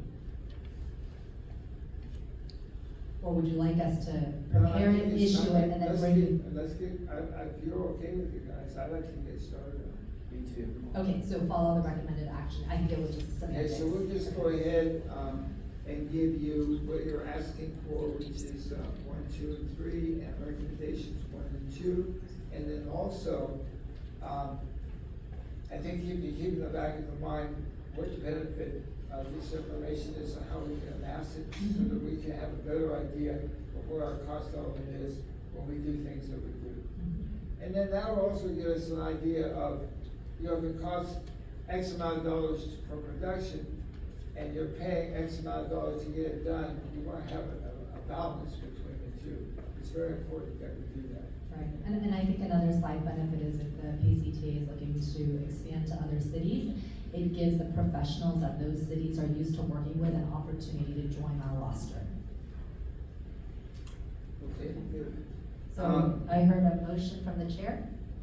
And I'm having a motion that we, issue RFQ for desired services, that we do basis on responses, create an updated list of on-call contractors. Each city will utilize the list of on-call contractors as needed. And this will come under the recommended action of authorizing staff to proceed with preparing and issuing RFQ, and direct staff to return with the results of the RFQ for future. I'll second it. Okay, Hannah, when you get done, why don't you do a roll call? Yes. Board Member Nguyen? Yes. Board Member Grandis? Yes. Board Member Nguyen? Yes. Board Member Warren? Yeah. Vice Chair Ho? And Chair Shawver. Yes. Okay, is there anyone from the public that would like to discuss item D? Okay, moving on to item E, part-time employee job description. Hannah? Yes, the board had asked interim staff to make a recommendation in terms of job duties and responsibilities that would be assigned to a permanent part-time employee. Staff identified the following activities, and I am gonna take the time to read them out loud so we can see if we're missing anything, and the approximate hours that interim staff has been spending on these activities. Under the subheading of accounting, receiving invoices from contractors and receiving confirmation from city clients that invoices are approved to be paid, coding of invoices and submission to the bookkeeper for processing, receipt of financial reports from bookkeeper and review for any anomalies, presentation of those financial reports to the board at board meetings, quarterly management of PEG funds, franchise fees, and disbursements. So I think that's the item that Director Grandis was talking about we are not actively doing. We didn't realize there was so much chasing to be done with the cable company. And the oversight of annual audit activities once they get back on track. In regards to agenda preparation, the preparation of agendas and associated staff reports, the preparation of minutes, and the posting or noticing of the agenda as required. Regarding broadcasting duties, the inventory and maintenance of broadcasting equipment and the coordination of the checkout of equipment to contractors as requested, the maintenance of the broadcasting server and other associated appliances, and that may require additional specialized IT support, and to serve as a backup to the master control operators. So one of the things that we discovered during this process is the PCTA had already had an agreement with Danny Hitt, who is the master control operator, so he submits each city's programming to Channel 3. So he has been and currently is continuing to handle that responsibility. In regards to communications, right now it's just getting the PCTA website up and running and any social media sites. The approximate hours spent on that obviously could increase significantly based on the board's direction. Membership and IT renewals, most of the renewals that I've seen are once a year, and once we get them on track with the right person to be noticed, those are very quick. 1 to 2 hours per year once organized, and that's the management of all annual membership renewals. As I mentioned, we do provide a lot of access to our contractors where they're not paying individually, for example, for the Adobe suite. And then manage all IT renewals related to software, hardware, and services. So in looking at the hours, if you count up the high end of the approximate hours per month, that's 4, 8, 16, 22. So you can see that's clearly a part-time job once everything gets cleaned up and we're communicating with the right people, emails are being checked regularly. So our recommendations in terms of how the board may want to consider moving forward is we can use these bulleted points to create a formal job description. We can comp that against other similar jobs in the market to see what an appropriate hourly rate would be, and then we could bring that part-time recruitment posting back to the board. You could review it. If you approved it, we could then post it for advertising and hiring. That's option 1. So that individual would then become an employee of the PCTA, similar to how the prior employee was. I'm going to run you through the options, and then I'll circle back and tell you after speaking with the attorney, based on HR regulations and law, which is the least riskiest in exposure and opens us to exposure, and which is the most. So option 2 would be, you just authorized us to issue an RFQ for more technical type services. If you would like, we can add in, and when people respond to an RFQ, they don't necessarily have to respond to everything. So for example, if somebody has a specialty in editing and they don't want to respond to production, they wouldn't. So we could add this as an optional service that somebody could bid on. That they would say, hey, I want to take on this role of administering the PCTA duties, and here's how much I'm asking for it, either an hourly rate or a flat rate every month. So that's option 2, and it would be part of your RFQ. That option would not preclude you from then going back to option 1, but then you can kind of see, well, what did the market respond with? Were people interested in doing this service for us? Option 3, which the chair brought up earlier during his report to the board, is to have an existing member city, so one of the 3, or if we potentially grow any other city, have an employee who is that city's employee take on the additional part-time responsibilities of the PCTA, but remain that city's employee, but then be subsidized through the PCTA. So there's many, many other iterations of options. These are kind of just the 3 that we came up with.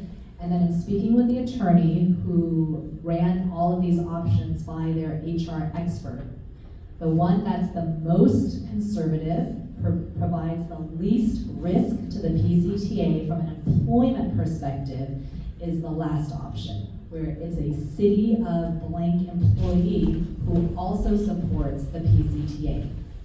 The second most conservative, least risky one is option 1, where the PCTA directly hires an employee, has their W-9, has all their information on file, and does not hire them as a 1099 contractor.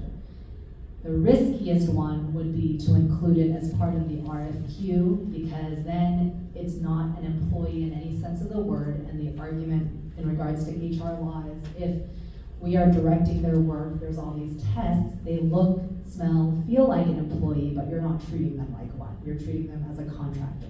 So those are the three options that we've provided, and that's the risk level that the attorney has provided.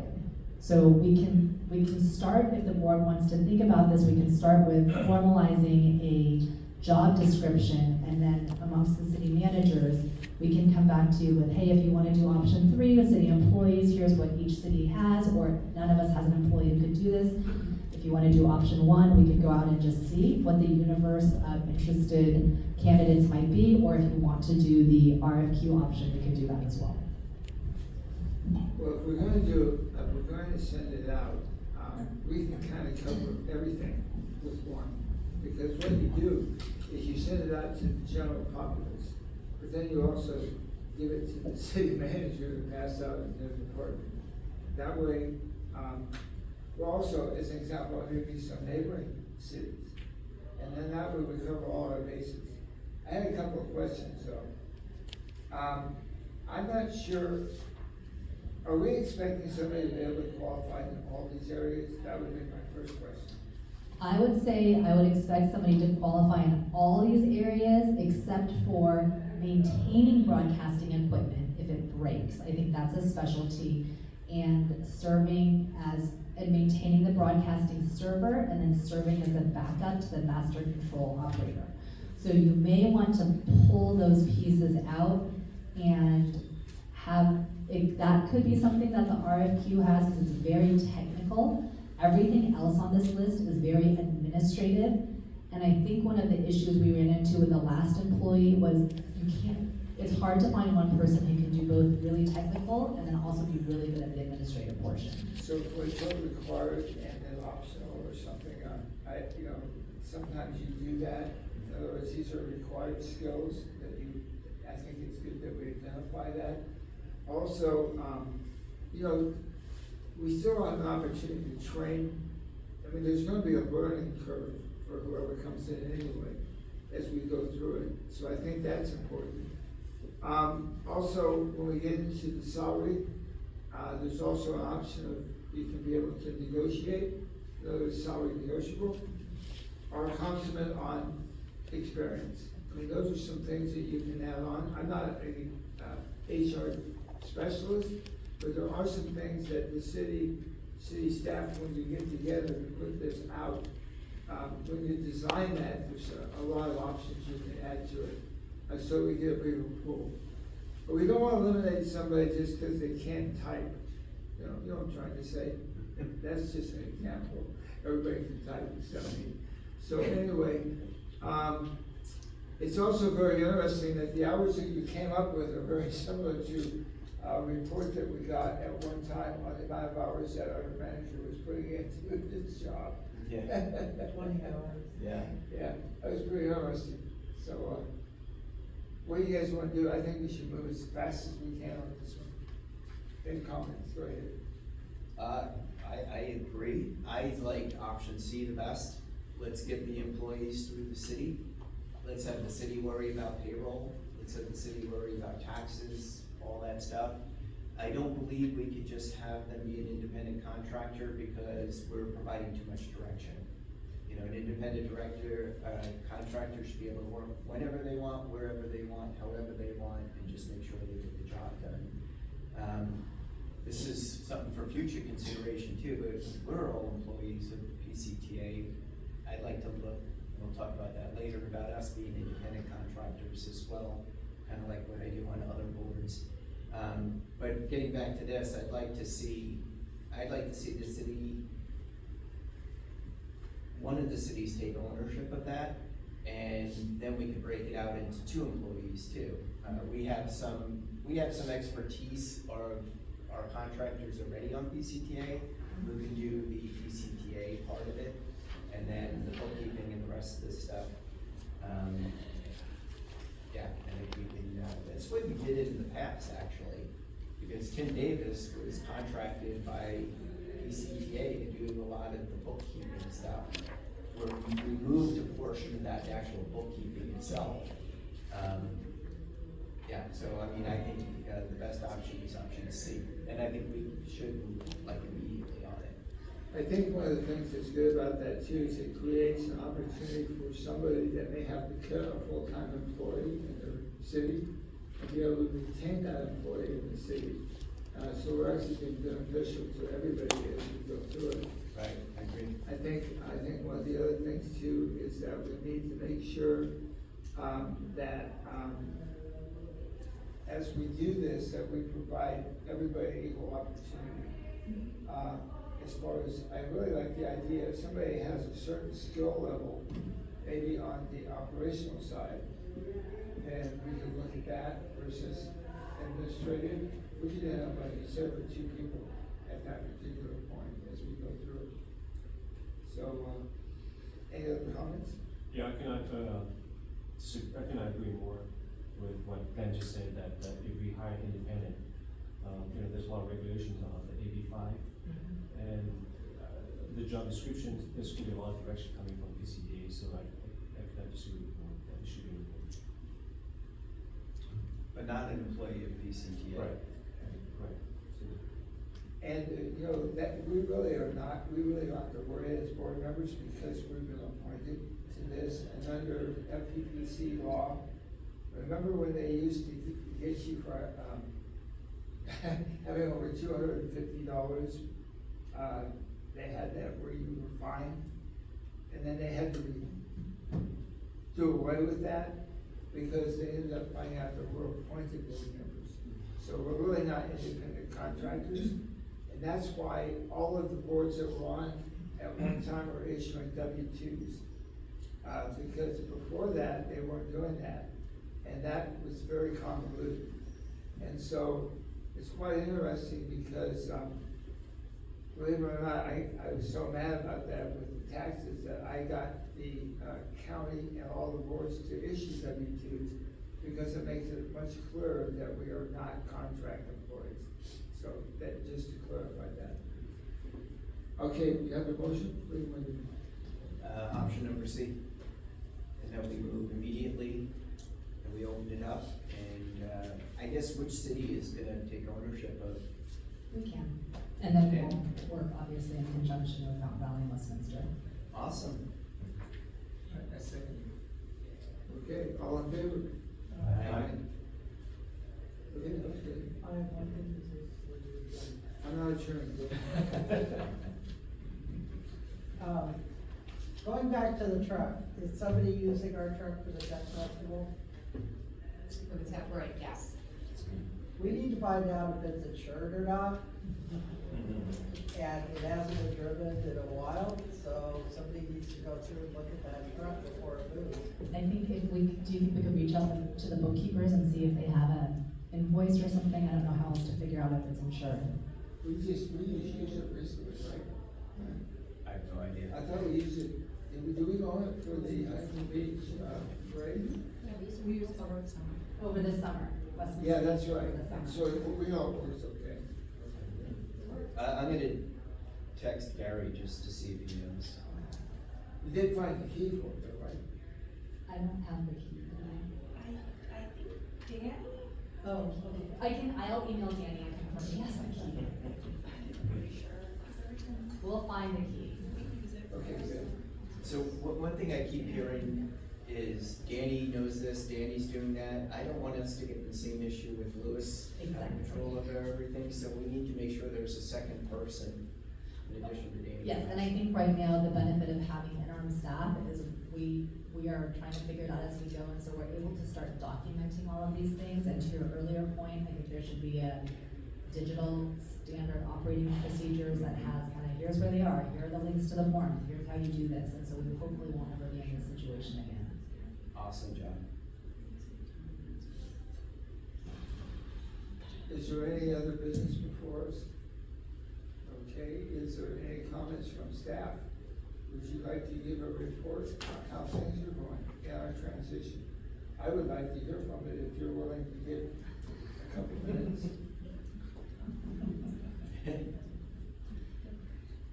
I'll speak on behalf of the cities, and they can jump in if there's anything. So it's been a little bit rough, I think, just, we're figuring things out as we go, and luckily, the contractors have been very patient and understanding. And so they gently remind us about things, can somebody renew this? I'm getting an expiration, I'm not getting paid as timely. So we've ironed out all those wrinkles as they've come up. I'm sorry, I didn't mention one of the things earlier. So now that we're going to this model where each city is able to, so Lewis used to delegate out tasks, and I don't know what method he used, but I will say that sometimes cities got assigned an individual that was not their favorite. And so I know in talking to the other city managers, our staff included, we wished we had more autonomy in who we could pick. So when the board approved of that at the last meeting, and we shared that with staff, they were very happy about that. But now I realize what has happened is the independent contractors are reaching out to the board members or other council members, and then it's getting booked. And then, so now I'm starting to get emails like, hey, how come so-and-so has these next 3 events? Like, is this a free-for-all? Am I supposed to court the board to get an assignment? And so I said, no, we're gonna talk to the board about, are we gonna do an RFQ? Because I knew that was coming on the agenda. So I think that will help clarify, and I think the board should decide, and either way is fine, does each board member of each city want to make this selection, or do you want to allow staff to do that? And so that way we can make it very clear, and whatever it is, I want, all of that to be crystal clear to the contractors so they know how things are getting assigned. Other than that, I think it's been going okay. We do need to identify some of these technical issues, like what the equipment is being used for, are there safer, more secure alternatives? So it sounds like the board has authorized us to work with somebody who has that expertise. So I think we're on an upward trend, and potentially with a new city coming on board, I think it will be good to have a fresh perspective, ask different questions, bring their experience and what works well for them, and as well as their pain points. Okay, thank you for that, and I'm not letting you apply for the part-time job. Any other questions? Well, can we, Actually, one quick question. Go ahead. So you mentioned about coming to council members for assignments and stuff. I don't think that's happened in Fountain Valley. I'm not aware of it if it has. They approached at the board. They've reached out to me, and Okay. I've always said, Correct. go to Okay, me. okay. So, yeah, so my standard answer for anything, I talked to Danny last night, I said, go through me. Whatever you need, go through me. And so I think that for each city, there should be a designated person. For us, it's me. So, okay. So correct, I've always been the one who, community services in particular, would, submit the request form to me, and then I would submit it to Danny. So now I'm getting all these request forms, and I have to kind of pick and choose who I'm giving the projects to. An individual in particular, Jacqueline Trong, I don't know if that's how you pronounce her last name, but she's been emailing me on a daily basis, coming to me with project ideas, inundating me with ideas, and I don't really know what to do. But other than that, I have been kind of dispersing to her and then to Danny. But other than that, I don't really have any other contacts, so I don't know who else to work with. I don't know if I'm doing it properly, but as I'm getting requests in, I have to get them out to the contractor. So I have been using Jacqueline because she's been kind of in my inbox asking me for assignments, and then Danny, because that's who I'm familiar with. But other than that, I don't know who to assign the projects to. May I offer a suggestion? Sure. Over the years, in our pool of contractors, they're all pretty good. I mean, there's some that are stellar, there's some that are good, but the poor ones kind of weed themselves out. You might want to make a list of, to be fair to everybody, make a list of the people that we've contracted with, and then just kind of go down the list as your assignments, to be fair to everybody. If you come across one that is unsatisfactory, then you eliminate that one. Is And there then- a working list of, Right. I think that's the whole point of doing the RFQ, is that we will have this list for each of the cities to draw from. When you submit for the RFQ, they need to respond to us with, here's my areas of expertise, here's my years of experience, here's my work product that you can see. And I just wanna touch on that going through the list. I think there's a fine balance between making sure we give enough work, so contractors remain interested in working with the PCTA, but I don't believe, just like in any other provision of government services, we're not dispersing work to be fair. We're dispersing work to the best quality at the lowest price. And that may be 2 people are consistently the best quality at the lowest price. And if those other people want to move up on that list, well, then they either have to produce better quality products or lower their price. So I agree with exactly what you said, but we need to make that clear to the yes, contract. and I think that So that they understand the process of why they're not getting picked, or Exactly. could not be, and how they can make advancement in our program. yes. That's being fair to our, I call them our family or our employees. And in our RFQ, we can put the intent of why we as the PCTA are issuing this. The intent is for us to come up with a stable of contractors who have expertise in a variety of ways for the cities of Westminster, Stanton, and Fountain Valley to draw upon for special events or recurring things such as blah, blah, blah. So we can make it very clear. And selections will be made based on quality, experience, price, and that can all be very transparent. And if somebody's not getting a job, they're welcome to reach out to the cities and say, hey, I've never gotten something, and we can let them know, well, you have no experience of this, or like your prices are double what, your competitors are charging.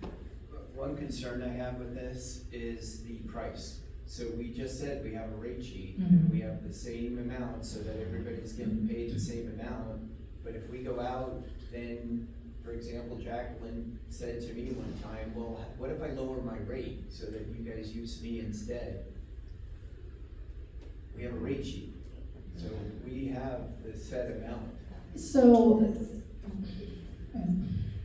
I think it's hard, well, we could do the rate sheet, we can include that as part of the RFQ, and we can tell them flat out, this is all we're paying. So if you're interested in this rate sheet, submit a response, and if you're not, then don't.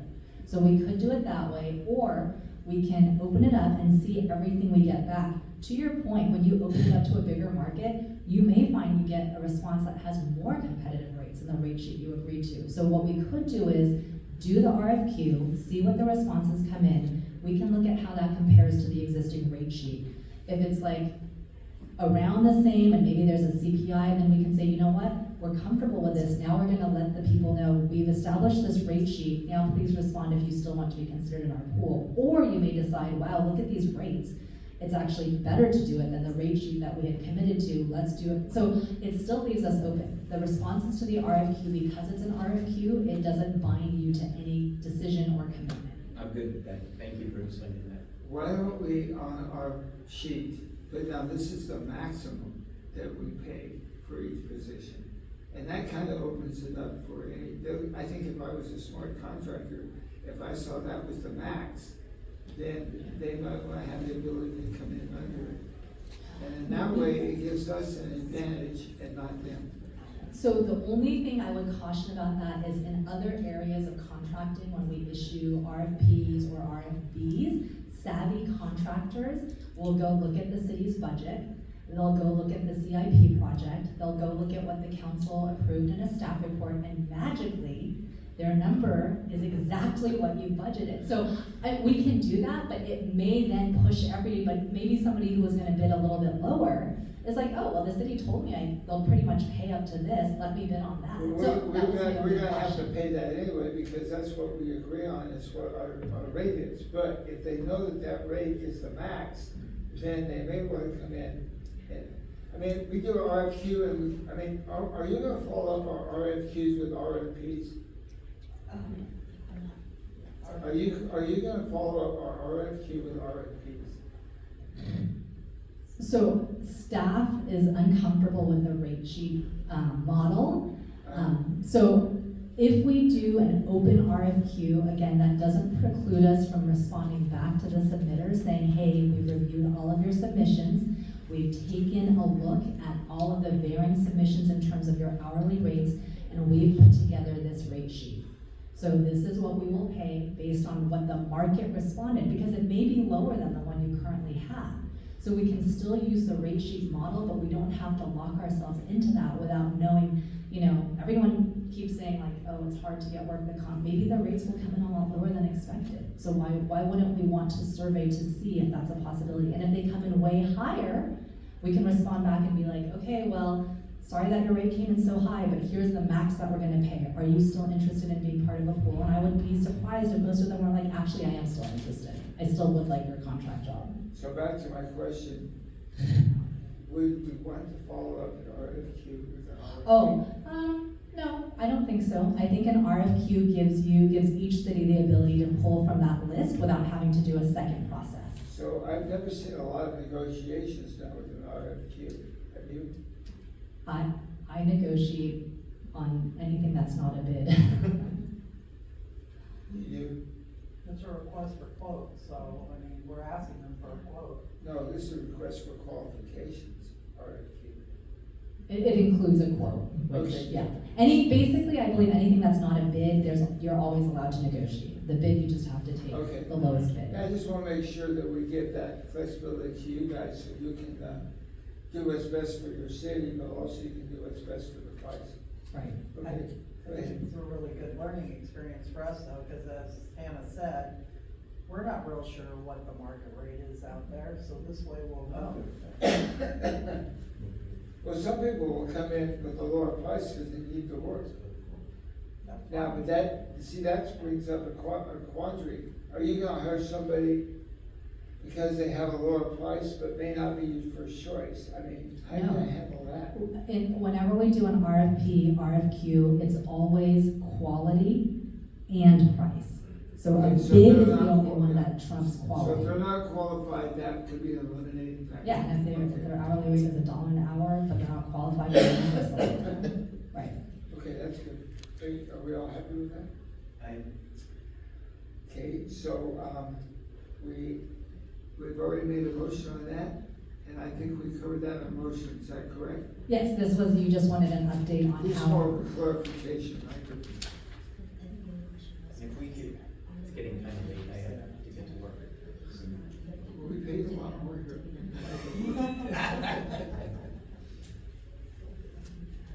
So we just wanted to clarify, unless the treasurer knows, we can reach out to the bookkeeper. Do you know if our current contractors, are they all 1099s? They'd have to be. It's not really. There's no. And we don't there's no issue any W-2. There are no W-2. Okay, thank you. Yeah, because then we have to look at insurance and all that. We just wanted to clarify, thank you. Okay, now that you guys have been huddling, is there any other city that would like to say a couple of things? Speak up now or forever hold your peace. Holding our peace, holding our peace. Okay, I think Hannah, I think that's great. Remember, guys, if you ever need anything, call us. We're here to help you. Tell your board, if your board person doesn't help you, call me. Okay, we'll take care of it. Anyway, Happy New Year. Thank you. Hey, guys.